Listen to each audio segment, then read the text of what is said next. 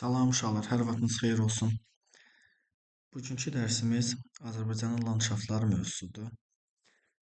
İnşallah ki, vaxt itirmədən keçək dərsimizə. Demək, birinci baxaq görək landşaft nədir? Eyni geoloji özülə, relyefə, iqlimə, torpaq bitki örtüyünə və heyvanlar aləminə malik olan ərazilərə landşaft deyilir. Yəni deyək ki, bir ərazi daxilində iqlimdir, torpaq bitki örtüyüdür, heyvanlar aləmidir, eynidir, eyni özülə malikdir. Biz həmin ərazilərə landşaft deyəcəyik. Və ölkə ərazisində landşaftlar iki hissəyə bölünür. Dağ landşaftları, bir də düzən landşaftları. Birinci başlayalım dağ landşaftlarımızdan. Yarım səhra landşaftı. Yarım səhra landşaftı.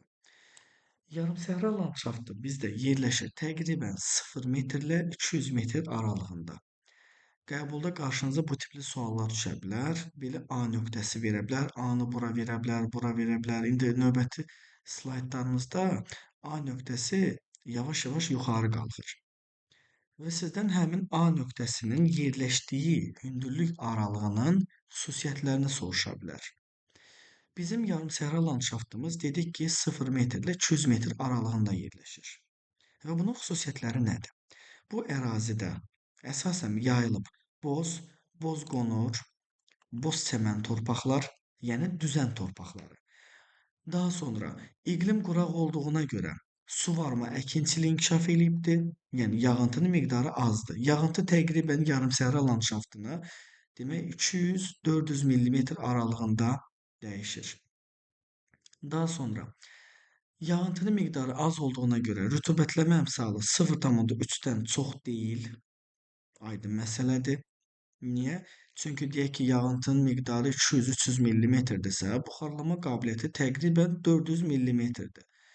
Demək, buxarlama qabiliyyəti hardasa, üzr istəyirəm, 1000-1100 mm-dir. Və nəticədə yağıntının miqdarını buxarlana bilən suyun miqdarına böləndə biz kiçik bir rəqəm alırıq. Yəni əmsal 0,3-dən böyük olmur.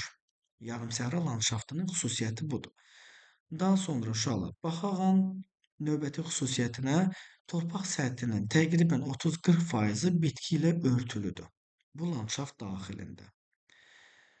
Respublikamızda ən geniş sahə tutan landşaft tipidir. Yəni ölkə ərazisinin böyük bir hissəsini yarımsəhra landşaftı tutur. Və irriqasiya, yəni suvarma şəraitində bu torpaqlarda pambıqçılıq, quru subtropik meyvəçilik inkişaf etmişdir. Ələlxüsus bu torpaqlar qış aylarında qışlaq otlağı kimi də istifadə olunur. Yəni heyvandarlıq məqsədi ilə istifadə olunur. Baxaq yayıldığı ərazilərə. Kür Araz ovalığı, ardınca Samur Dəvəçi ovalığı, Abşeron yarımadası və Arazboyu düzənliklər. Söhbət yarımsəhra landşaftından gedir. Təkrarlayaq. Demək, yayılıbdır Kür Araz ovalığında, Samur Dəvəçi ovalığında, Abşeron yarımadasında və Arazboyu düzənliklərdə. Yarımsəhra landşaftı. Hündürlük 0-200 aralığındadır. Bir belə kiçik qeydimiz var. Qeyddə deyilir ki, Kiçik Qafqaz vilayətində yarımsəhra landşaftı yoxdur. Ümumiyyətlə, Kiçik Qafqaz vilayəti quru çöllərdən başlayır. Keçək növbəti landşaftımıza aşağıdan üzü yuxarı. Demək, yarımsəhradan sonra bizdə gəlir quru çöl landşaftı. Quru çöl landşaftı yerləşir təqribən 200-600 metr hündürlüklər aralığında. Diqqətlə baxın, 600-dən bura qədər, 200-dən də bura qədər, demək yerləşmiş oldu 200-dən 600 metr aralığında. Quru çöl landşaftı. Torpaq səthinin burada artıq təqribən 70-80%-i bitkilərlə örtülüb. Fikir versəz, yarımsəhra landşaftında cəmi 30-40% idi. Səbəb nə idi? İqlimin quraq olması.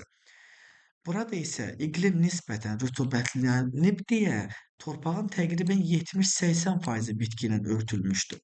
Və rütubətləmə əmsalı burada vahiddən kiçikdir. Təqribən 0,5-0,4-dür. Birdən kiçikdir. Yenə də suvarma, yəni irriqasiya şəraitində əkinçilik inkişaf eləyibdir. Yəni iqlim quraq olduğuna görə əkinçilik əsasən suvarma şəraitində aparılır və buranın torpağı açıq şabaldı torpaqlardır. Açıq şabaldı torpaqlar. Yayıldığı ərazilər Böyük Kiçik Qafqazın dağ-ətəyi əraziləri, yəni 200-600 metr aralığında olan dağ-ətəyi əraziləri, ardınca Acınoğur Ceyrançöl düzündə, Naxçıvanda və Şirvan düzünün şimal hissəsində. Ümumiyyətlə Şirvan düzünün şimal hissəsi nisbətən hündürdür. Hündür olduğuna görə buranın landşaftı quru çöl landşaftıdır. Bu şəkildə. Daha sonra keçək növbəti landşaftımıza dağ çölləri. Dağ çölləri landşaftı yerləşir təqribən 600 metrlə 1800 metr aralığında, amma aşağı sərhəd daxilindədir. Yəni təqribən 600, 700, 800 metr hündürlükdə. 1800-ü aralıq olaraq qoyublar. 1800 metr hündürlükdə çöl landşaftı olmur, meşə landşaftı olur. Fikir versəz A nöqtəsini 600-ün nisbətən yuxarı hissəsinə qoyulub. Yəni təqribən 700-800 metr hündürlükdə yayılıbdır bu landşaft. Buranın torpağı tünd şabaldı torpaqdır. Yəni əmsal burada daha doğrusu humusun miqdarı çoxdur. Qara torpaqlardır və qəhvəyə torpaqlardır. Və burada fikir versəz dəmiyə əkinçiliyi və demək dəmiyə əkinçiliyi və meyvə bağları ilə əvəz olunubdur. Fikir verin burada nəyə? Əmsal burada 0,7, 0,6 aralığındadır. Əmsal, yəni rütubətləmə əmsalı, rütubətlik nisbətən çox olduğuna görə burada tünd şabalda torpaqlar yayılıbdır. Qəhvəyi torpaqlar yayılıbdır, bir də qara torpaqlar yayılıbdır. Və bu landşaftın yayıldığı iqlim tipi mülayim isti iqlim tipidir. Yəni mülayim isti iqlim tipində yayılıb bu torpaq. Landşaft daha doğrusu. Yayıldığı ərazilərə baxaq. Kiçik Qafqazın dağ-ətəyi əraziləri, Acınoğur Ceyrançöl və Talış dağlarının şimal-qərb hissəsi. Talış dağlarının şimal-qərb hissəsi təqribən Borovars silsiləsinə doğru gedir. Daha sonra keçəyin növbəti landşaftımıza dağ meşə landşaftı. Dağ meşə landşaftı yenə 600-1800 metr aralığındadır, amma artıq bu dəfə tən mərkəzdədir. Fikir verirsiniz, tən mərkəzdədir. Burada əmsal 1, hətta 1-dən böyük fikir verin. Rütubətləmə əmsalı vahiddən böyük və vahidə yaxındır. Aydın məsələdir ki, dəmiyə əkinçiliyi inkişaf eləyəcək. Bu torpaq demək landşaft daxilində qəhvəyə qonur torpaqlar yayılacaq və torpaqlarda humusun miqdarı çoxdur. Təqribən 7-10% arası humusun miqdarı. Yayıldığı ərazilər Böyük Qafqaz, Kiçik Qafqaz dağları, bir də Talış dağları ərazisində yayılmışdır. Dağ meşə landşaftı. Daha sonra uşaqlar baxaq növbəti demək slaydımıza, dağ çəmən landşaftına. Dağ çəmən landşaftımız yerləşir təqribən 1800-2800 metr aralığında. Çəmənlik bildiyimiz otlardır və bu dağ çəmən landşaftında bizdə Alp subalp çəmənlikləri yayılıbdır. Aşağı sərhəddə demək subalp çəmənlikləridir, yuxarı sərhəddə alp çəmənlikləridir. Günəş radiasiyasının miqdarı çoxdur. Səbəb nədir? Radiasiya nə vaxt çox olur? Buludluq az olanda. Və dağ çəmən landşaftı da kifayət qədər hündür ərazidə yerləşdiyindən burada demək düz radiasiyanın miqdarı çoxdur. Aqroiqlim ehtiyatları məhduddur, yəni istilik azdır. Aydın məsələdir. Dağ çəmən landşaftı, uşaqlar, dağ çəmən landşaftı soyuq iqlim tipində yayılıbdır. Soyuq iqlim tipi daxilində yayılıb. Bu iqlim daxilində də iqlim soyuq olduğundan aqroiqlim ehtiyatları burada məhduddur. Daha sonra bu landşaft yay otlağı və biçənək kimi istifadə olunur, yəni qoyunçuluqda istifadə olunur. Soyuq və dağ tundra iqlim tipi hakimdir. Bunu qeyd etdik. Rütubətləmə əmsalı vahiddən böyükdür. Və burada yayılan torpaqlar ibtidai torflu, çimli torpaqlardır. Subalp çəmənliklərində hündürlüyü 1-1,5 metrə çatan bir illik və çox illik otlar var. Alp çəmənliklərində isə təqribən 2600-3000 metr hündürlüklərdə iqlim soyuq olduğuna görə alçaq boylu sıx otlardan ibarət alp xalıları demək inkişaf etmişdir. Məhsuldarlıq da aşağıdır. Yayıldığı ərazilər demək Böyük Qafqazın yüksək dağlığı, Kiçik Qafqazın yüksək dağlığı və Naxçıvanın yüksək dağlıq əraziləri. Oldu dağ çəmən landşaftı. Dağ çəmən landşaftından sonra demək gəlir subnival və nival landşaft. Yəni qayalıq, buzlaq landşaftın olduğu yerlər. Buranın hündürlüyü fikir versək 3000-dən yuxarıdır. Ümumiyyətlə subalp alp çəmənliyi təqribən 3000 metr hündürlüyə qədər gedir. 3000-dən sonra subnivalla nival landşaft gəlir.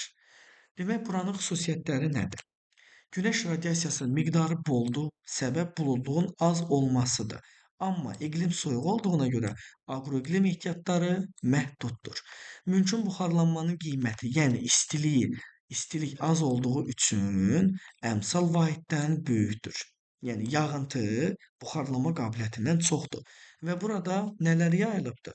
Troq dərələri, karlar, sirklər, yəni buzlağın dağıdıcı relyef formaları, həmçinin buzlaq akkumulyasiyasından olan moren tirələri və təpələri yayılmışdır. Oldu subnival və nival landşaft. Yayıldığı ərazilərimizə baxaq. Nival landşaftda Böyük Qafqazda hündürlüyü 3900-dən 4000 metr hündürlükdədir. Fikir verirsiniz, nival landşaft. Niyə? Nival nə vaxt yaranır? Temperatur il boyu 0 dərəcədən aşağı olanda. Və Azərbaycanda da qar xətti 3900 metrdən yuxarıda keçdiyi üçün demək Böyük Qafqaz dağlarında nival landşaft həmin hündürlüklər aralığında yayılmış olacaq. Zəngəzur dağlarında isə yalnız Qapıcığın ətrafında rast gəlinir. Qapıcıq dağının da hündürlüyü demək 3904 metrdir. 3904 metr olduğuna görə kifayət qədər demək qar xətti tələbini ödədiyinə görə burada nival landşaft yayılmışdır. Nival landşaftdan aşağı sərhəddə isə subnival landşaft yayılıb. Subnival landşaft Böyük Qafqazda yayılıb, aydın məsələdir, hündür dağlar var. Zəngəzur dağlarında yayılıb, aydın məsələdir. Kiçik Qafqazın vulkanik Qarabağ vulkanik yaylasında yayılıb, bir də Murov dağ silsiləsinin hündür zirvələrində rast gəlinir. Bu da oldu subnival landşaft. Subnival, nival demək subnival aşağı sərhəddə, nival landşaft yuxarı sərhəddə. Subnival, nivaldan sonra da gəlir demək bizdə daimi buzlaqlar. Bununla demək landşaftımız şaquli qurşaqlıq üzrə yekunlaşır. Demək ən aşağıda bizdə oldu yarım səhra landşaftı, yarım səhra. Yarım səhradan sonra iqlim rütubətləndiyi üçün quru çöllər gəlir. Quru çöllərdən sonra dağ çölləri, dağ çöllərindən sonra dağ meşələri, dağ meşələrindən sonra dağ çəmənləri, dağ çəmənlərindən sonra isə subnival və nival landşaft. Yəni daimi buzlaqlar. Bu qədər. Keçək uşaqlar düzən landşaftımıza. Düzən landşaftımızda demək nələr var? Düzən landşaftlarımızda bayaq yarım səhra, ümumiyyətlə düzən ərazilərimizdə bizdə əsas yayılan landşaft yarım səhra landşaftıdır. Amma istisnamız da var. Bizim düzən ərazilərimiz üçün xas olmayan landşaft tipi var. Biz həmin landşaftlara intrazonal landşaft deyirik. İntrazonal daxilində, yəni bir landşaft daxilində ona xas olmayan, demək yeni bir landşaft yaranır. Və bu landşafta biz nə deyirik? İntrazonal landşaft deyirik. Fikir verin, yazır ki, respublikamızda düzən ərazilərə xas olmayan intrazonal landşaftlar. Burada demək intrazonal landşaftın yaranma səbəbi yeraltı suların səthə yaxın yerləşməsidir. Yeraltı sular burada səthə yaxın yerləşir. Səthə yaxın yerləşdiyindən həm də şirin sudur. Bu ərazilərdə uşaqlar çəmən meşə və meşə qəhvəyi torpaqlar inkişaf edibdir. Yəni meşələr yaranıbdır. Və onun yayıldığı ərazilərə baxaq. Demək burada Qanıq Əyriçay vadisi, burada qeyd edim, Qanıq Əyriçay vadisi, burada Şollar düzü, demək bu Qanıq Əyriçay oldu. Daha sonra burada Şollar düzü, Lənkəran ovalığı, bir də Kür çayının ətrafında olan demək Tuqay meşələri. Kür ətrafı Tuqay meşələri. Bu ərazilərdə nə yayılıbdır? Demək intrazonal landşaftlarımız yayılıbdır. İntrazonal. Biz buna düzən meşə landşaftı deyirik. Bu qədər. Dərsimiz məncə bununla kifayətlənəcək. Burada başqa qəliz bir şey yoxdur. Dərsə təkrar baxıb yenidən təkrarlaya bilərsiniz. Sağ olun, diqqətiniz üçün. Allah zeyn açıqlığı versin, yorulmayasınız.